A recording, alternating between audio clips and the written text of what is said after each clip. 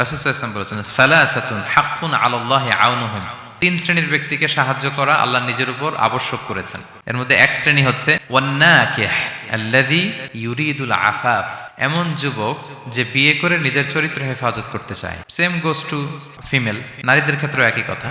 প্রত্যেকের ক্ষেত্রে যুবক যুবতী প্রত্যেকের জন্যই তার চরিত্রটা তার জীবনের সবচাইতে দামি সম্পদ, এবং এটা হেফাজতের একমাত্র মাধ্যম হচ্ছে বিয়ে। বিয়ে হচ্ছে আমাদের চরিত্র হেফাজতের রক্ষা কবচ। এবং রাসূল সাল্লাল্লাহু আলাইহি ওয়াসাল্লাম যুবক যুবতীদেরকে উদ্দেশ্য করে বলেছেন, ইয়া মাআশারাশ শাবাব, হে যুবক যুবতীরা, মান ইসতাতা মিনকুমুল বাআতা ফালিয়াতাযাওয়াজ, তোমাদের যাদের সক্ষমতা আছে তোমরা বিয়ে করে ফেলো।